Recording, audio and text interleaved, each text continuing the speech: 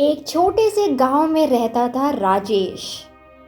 राजेश अपनी बेटी और बीवी के साथ रहता था।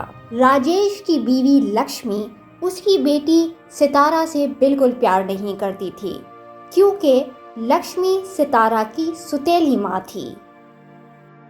सितारा को बाग में जाके आम तोड़ने का बहुत शौक था।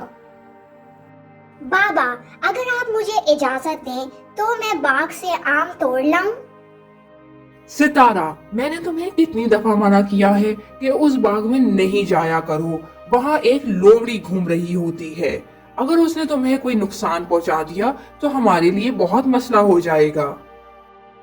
मेरा ये हुक्म है सितारा कि तुम अब उस बाग में बिल्कुल नहीं जाओगी। ठीक है बाबा, आप जैसा कहेंगे मैं वैसा ही करूंगी। अगले दिन सितारा की सुतेली माँ लक्ष्मी ने उसको कहा, सितारा, मैंने सुना है कि तुम्हें बाग में जाके आम तोड़ने का बहुत दिल है। जी बिल्कुल ठीक कह रही हैं आप। मुझे बाग में जाके आम तोड़ने का बहुत दिल कर रहा है, लेकिन बाबा ने मुझे मना कर दिया है कि मैं वहां आइंदा नहीं जाऊं।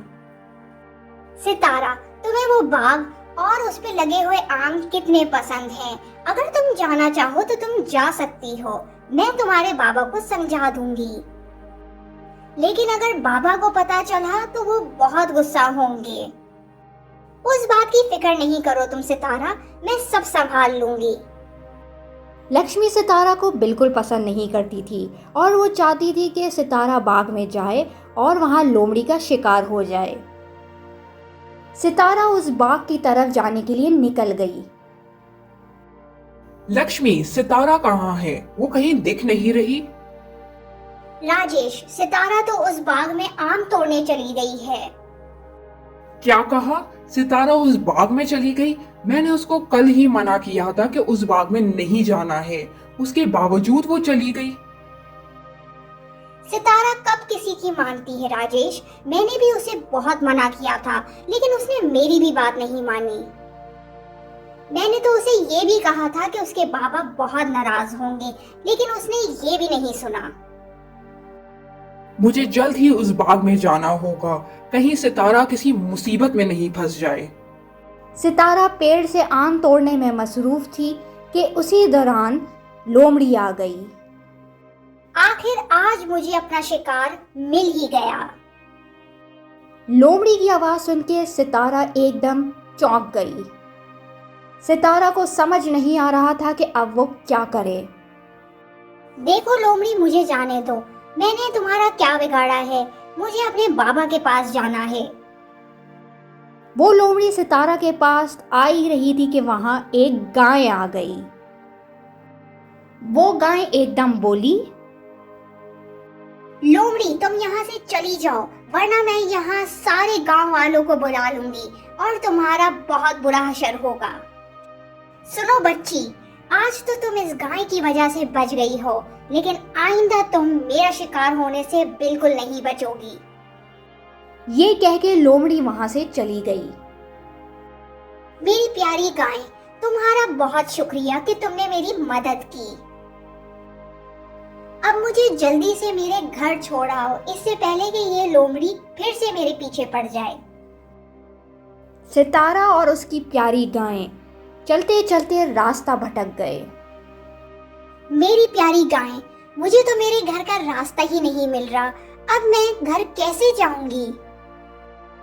फिक्र नहीं करो सितारा, बस चलते जाओ, हम कहीं ना कहीं तो पहुंच ही जाएंगे। सितारा और उसकी प्यारी गाय चलते चलते एक महल के पास आ गए। मैं तो चल चल के बहुत थक गई हूँ। अब हमें चाहिए कि हम यहाँ महल के बागों में थोड़ा आराम कर लें। सितारा और उसकी प्यारी गाय महल के बाग में आराम कर रहे थे कि वहां राजा ने देख लिया। तुम कौन हो बेटी, और यहाँ महल के बाग में क्या कर रही हो? सितारा ने उस राजा को सब बताया कि कैसे वो उस लोमड़ी से बची और अपने घर का रास्ता भटक गई। कोई बात नहीं बेटी, तुम हमारे महल में रह सकती हो। चलो बेटी, अब अंदर चलो और कुछ खा पी लो। तुम्हें देखकर ऐसा लग रहा है कि तुम बहुत थक गई हो। राजा के सिपाहियों ने सितारा के माँ बाप को ढूंढने की बहुत कोशिश की, लेकिन वो नाकाम रहे। राजा ने फैसला किया कि सितारा अब इस महल में ही रहेगी। क्योंकि राजा की कोई बेटी नहीं थी, इसलिए सितारा को उन्होंने राजकुमारी बना दिया। कुछ साल बाद राजकुमारी सितारा अब बड़ी हो गई थी। जी राजा साहब, आपने मुझे बुलाया? राजकुमारी सितारा, मैं थोड़े दिनों के लिए महल से बाहर जा रहा हूँ, इसलिए मैं चाहता हूँ कि महल के मामलात आप संभालें। आप बिल्कुल फिक्र नहीं करें राजा साहब, मैं आपकी बेटी हूँ और मैं अपने सारे काम आपकी तरह बहुत अच्छे से करना जानती हूँ। सितारा को अभी तक ये नहीं पता था कि वो राजा की बेटी नहीं है। अगले दिन राजेश अपने फसलों की बात करने राजा के पास आया। मुझे राजा से मिलना है, मैं अपनी फसलों के बारे में उनसे कुछ बात करना चाहता हूँ। राजा साहब तो अभी महल में मौजूद नहीं हैं, वो कुछ दिन बाद आएंगे, लेकिन राजकुमारी ये सारे मामला देख रही हैं। अगर आप चाहें तो राजकुमारी से मिल सकते हैं। ठीक है, फिर मैं राजकुमारी से ही मिल लेता हूँ। राजेश जब अपनी बेटी सितारा से मिला तो दोनों ही एक दूसरे को नहीं पहचान पाए।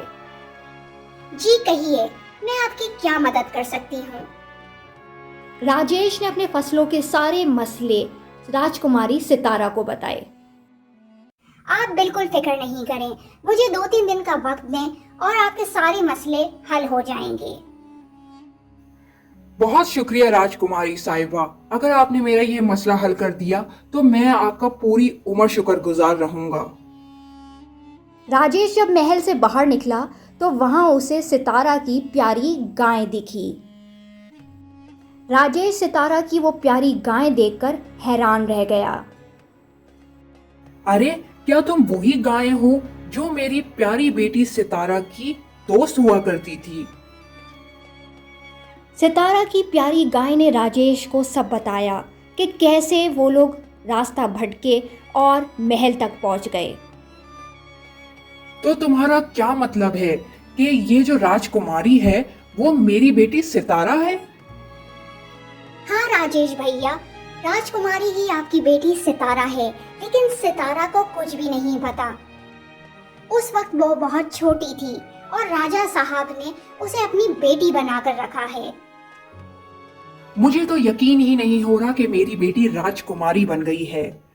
मैं भी नहीं चाहता कि उसको कुछ पता चले और उसे दुख हो। ये कह के राजेश वहां से चला गया। घर पहुंच के राजेश ने लक्ष्मी को सब बताया। क्या सितारा राजकुमारी बन गई है? ये कैसे मुमकिन हो सकता है कि वो एक राजकुमारी बन गई? मुझे तो कुछ समझ ही नहीं आ रहा कि आप क्या बोल रहे हैं। लक्ष्मी, मैं खुद अपनी आंखों से सितारा को देखकर आया हूँ। वो महल में राजकुमारी की तरह रह रही है, लेकिन उसे असलियत का कुछ नहीं पता है। राजा साहब ने उसे कुछ भी नहीं बताया है और मैं भी यही चाहता हूँ कि तुम भी कभी उसको कुछ ना बताओ। सितारा राजकुमारी बन गई है और मुझे इससे कोई फायदा ना हो, ऐसे कैसे हो सकता है? अब देखना कि मैं क्या करती हूँ। सितारा की सारी खुशियाँ तबाह बर्बाद कर दूंगी। कुछ वक्त गुजरने के बाद राजा महल में वापस आ गया। जैसे ही राजा महल में वापस आया, लक्ष्मी राजा साहब से मिलने आ गई। जी कहिए, मैं आपकी क्या मदद कर सकता हूँ? राजा साहब, मुझे आपकी किसी मदद की जरूरत नहीं है। मैं तो आपको बस ये बताने आई हूँ कि हमें पता है कि ये राजकुमारी आपकी असली बेटी नहीं है। ये सुन के राजा हैरान रह गया। ये क्या कह रही हो तुम लड़की? ये मत भूलो कि तुम एक राजा के सामने खड़ी हो। राजा साहब, जिस लड़की को आपने अपनी राजकुमारी बनाया हुआ है, असल में वो मेरी सुतेली बेटी है सितारा। मैं सिर्फ आपको ये बताने आई हूँ कि अगर आप चाहते हैं कि राजकुमारी को कुछ पता नहीं चले, तो आप मुझे 1000 सोने के सिक्के दे दीजिए। क्या कहा? 1000 सोने के सिक्के? तुम्हारा दिमाग खराब हो गया है क्या? सोच लीजिए राजा साहब, अगर आपने मेरा काम नहीं किया तो मैं सितारा को बता दूंगी कि वो असली राजकुमारी नहीं है। हद में रहो लड़की, तुम एक राजा को धमका रही हो। तुम्हें इसकी बहुत बुरी सजा मिलेगी। अगर आपने मुझे सजा देने की कोशिश की तो मैं वाकई ही सितारा को सब बता दूंगी। लक्ष्मी राजा को धमका रही थी कि वहां सितारा आ गई। तुम्हारी कोई चाल नहीं चलने वाली है। जिस बात से तुम राजा साहब को धमका रही हो वो बात तो मुझे पहले से ही पता है। सितारा की ये बात सुन के राजा और लक्ष्मी दोनों ही हैरान रह गए। सितारा ने बताया कि उसने राजेश और उस प्यारी गाय की बातें सुन ली थीं और उसे पहले से ही पता है कि वो एक राजकुमारी नहीं है। राजा साहब, आप बिल्कुल भी नहीं घबराएं। यह औरत मेरा कुछ नहीं बिगाड़ सकती। आप इसको एक राजा को धमकाने की कड़ी से कड़ी सजा दें। ये सुन के लक्ष्मी परेशान सी हो गई। राजा साहब, मुझे माफ कर दें। मैंने बहुत बड़ी गलती कर दी है। मुझे कोई सजा नहीं दीजिएगा। सजा तो बनती है तुम्हारी। तुमने एक राजा को धमकाया है। अब तुम अपनी पूरी जिंदगी जिंदान में रहोगी। सारा सच जानने के बाद राजकुमारी सितारा अपने बाप राजेश से मिलने आई। राजकुमारी सितारा ने राजेश को सब बताया कि कैसे लक्ष्मी ने राजा साहब को धमकाया। बाबा, मैं राजकुमारी नहीं बल्कि आपकी बेटी हूँ और मैं हमेशा आपकी ही बेटी रहूंगी।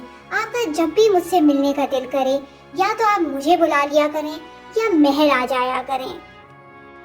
राजकुमारी सितारा अपनी पूरी जिंदगी खुशी से गुजारने लगी और दूसरी तरफ लक्ष्मी अपनी लालच और जलन की वजह से पूरी जिंदगी जिंदान में ही गुजार रही थी।